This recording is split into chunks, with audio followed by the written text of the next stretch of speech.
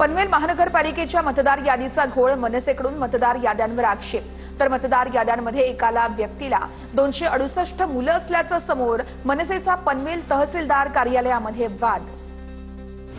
बुलढाण्याच्या तेलगुनगरमध्ये काँग्रेस नगरसेवकाच्या बॅनरवरती अज्ञातानं शाई फेकल्याची घटना उघडकीस। परिसरामध्ये तणावाचं वातावरण, पोलिसांकडून आरोपींचा शोध सुरू। जतमध्ये राष्ट्रवादीचे नगराध्यक्ष पदाचे उमेदवार सुरेश शिंदे यांच्या घरावर हल्ला। दगडफेकीमध्ये सुरेश शिंदेंच्या घराचं आणि गाडीचंही मोठं नुकसान। पहाटेच्या सुमारास अज्ञातांकडून दगडफेक झाल्याची माहिती। गोपीचंद पडळकर यांच्या कार्यकर्त्यांनी दगडफेक केल्याचा आरोप। आमदार माऊली कटके यांच्या वाहनानं मुलीला धडक दिल्याची माहिती समोर। शिरूर तालुक्यातील बोरहाडेमळा या ठिकाणी अपघात झाला। दरम्यान मुलीची प्रकृती उत्तम, वडिलांची माहिती। तर कुठेलाही गोष्टीचं राजकारण करू नका, माऊली कटकेंची प्रतिक्रिया।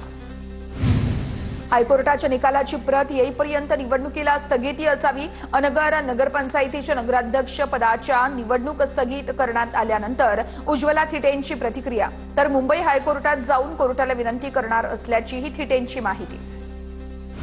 राजन पाटलांना आता तिसऱ्यांदा फुगड्या खेळण्याची संधी मिळावी। आमचे अपील कोर्टाने फेटाळले असले तरी आम्ही आता निर्णयाविरोधात हायकोर्टात जाणार। अनगर नगरपंचायतीच्या स्थगितीवरून उमेश पाटलांची प्रतिक्रिया।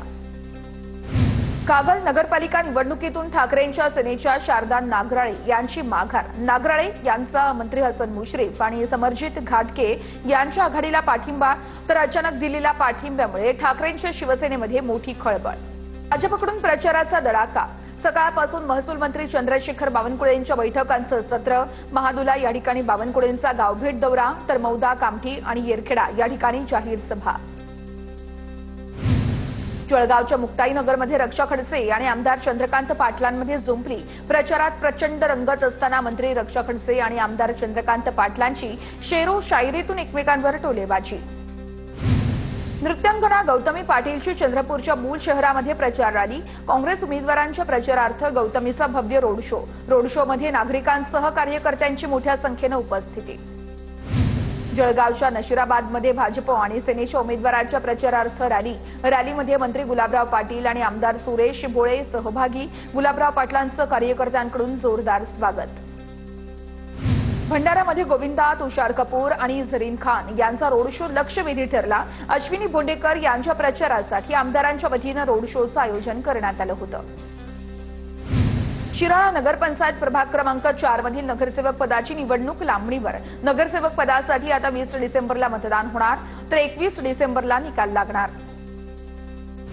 धारणी नगरपंचायतमध्ये अपक्ष उमेदवार कमलसिंग बैस ठाकूर यांचा भाजप उमेदवार सुनील चौथमल यांना पाठिंबा। अमरावतीच्या धारणी नगरपंचायत निवडणुकीमध्ये काँग्रेस आणि भाजपमध्ये काटेकी टक्कर। तळोद्यामध्ये आमदार चंद्रकांत रघुवंशींची जाहीर सभा। तर शिवसेना शिंदे गटाचे उमेदवार हितेंद्र क्षेत्रीय यांच्यासाठी सभेचं आयोजन। तळोद्याचा विकास करण्यासाठी शिवसेनेला संधी देण्यात येण्याचं देखील आवाहन। कराड नगरपालिकेच्या निवडणुकीतील यशवंत विकास आणि लोकशाही आघाडीचा प्रचार शिगेला। माजी सहकार मंत्री बाळासाहेब पाटलांच्या उपस्थितीमध्ये सांगत सभा ही पार पडली। अनगर नगर परिषदेच्या नगराध्यक्ष पदाच्या निवडणुकीला स्थगिती। सोलापूर जिल्हाधिकारी कुमार आशीर्वाद यांनी आदेश काढले। सुधारित निवडणूक कार्यक्रमानुसार पुढील कार्यवाही केली जाणार, जिल्हाधिकाऱ्यांची माहिती।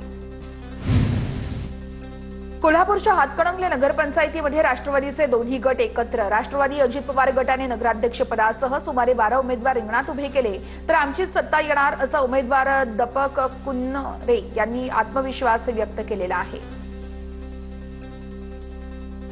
करमाळा नगरपालिका निवडणुकीसाठी प्रशासन सज्ज। 27 मतदान केंद्रांवरती मतदान केलं जाणार। 162 कर्मचाऱ्यांची मतदानासाठी नियुक्ती। पालघर नगर परिषदेच्या निवडणुकीसाठी ईव्हीएम मशीन आणि अन्न साहित्य घेऊन कर्मचारी मतदान केंद्रांच्या ठिकाणी रवाना। पालघरमध्ये 56 मतदान केंद्रांवरती मतदानाची प्रक्रिया पार पडणार। गडचिरोली जिल्ह्यामध्ये गडचिरोली, आरमोरी, देसाईगंज या 3 ठिकाणी नगरपरिषद निवडणुकीसाठी जोरदार तयारी। 105 मतदान केंद्रामध्ये मतदानासाठी नियोजन। तर जिल्ह्यामध्ये सकाळपासूनच संध्याकाळपर्यंत 5:30 वाजेपर्यंत मतदान प्रक्रिया ही सुरू राहणार।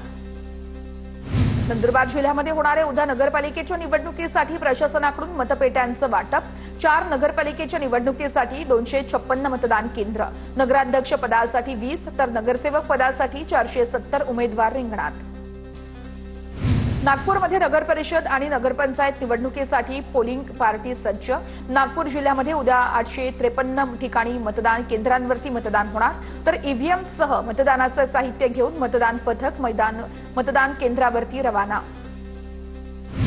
निवडणुकीवेळेस चेकपोस्टवरील ड्युटीमुळे वाशिम रिसोडमधील शिक्षकांमध्ये नाराजी।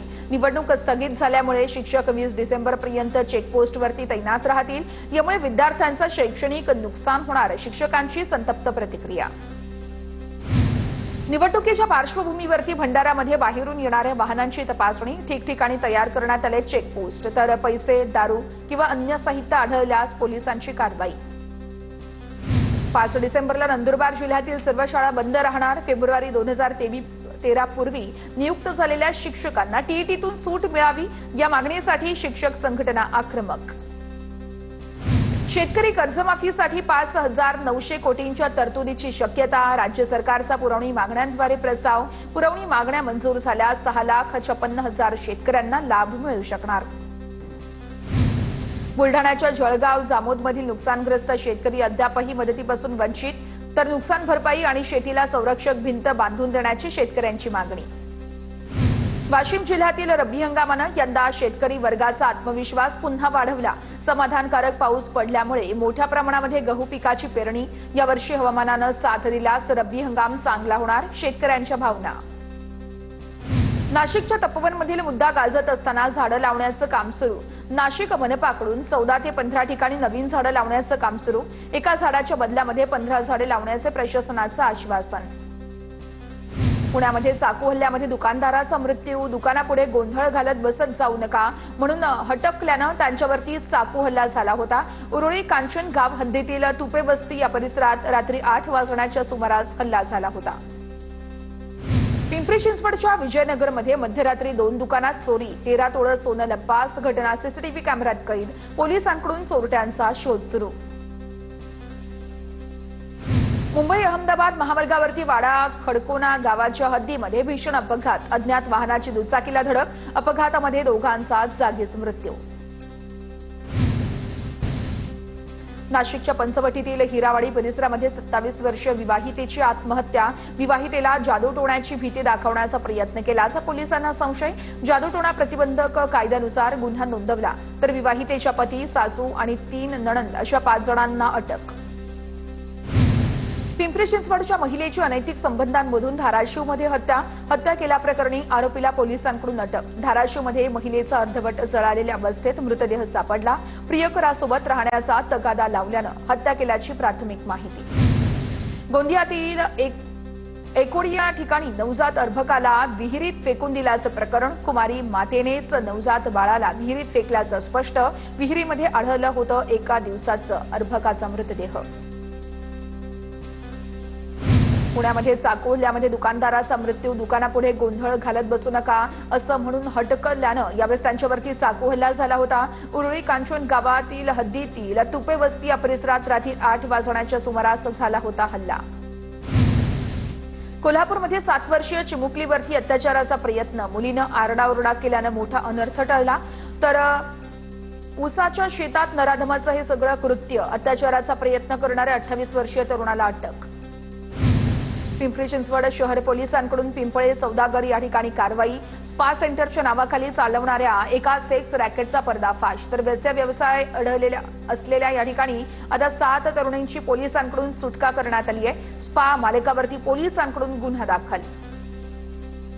कल्याणमध्ये ब्लॅकमेल करून महिलेवरती अत्याचार करणारा राजकीय पदाधिकारी प्रियकर अखेर गजाड। लग्नाचा आमिष, बलात्कार, मोबाईल हॅकिंग आणि अश्लील व्हिडिओंचा वापर करत केले होते अत्याचार। अखेर 1.5 महिन्यांच्या पाठलागानंतर आरोपी विनीत गायकरला अटक। 29 नोव्हेंबरला पुण्यामध्ये 2 सोन्याच्या दुकानामध्ये दरोडा टाकण्याचा प्रयत्न। कोंढवे, धावडे आणि शिवणे या ठिकाणची घटना। पोलिसांनी 4 आरोपींना ताब्यात घेतलं। इतर 2 आरोपींचा शोध सुरू। वर्ध्याच्या सावंगी शिवारातील बेडा परिसरात अवैध गावठी दारूभट्ट्यांवरती पोलिसांची कारवाईमध्ये 4 आरोपींवर गुन्हे दाखल, तर 5,02,000चा मुद्देमाल जप्त।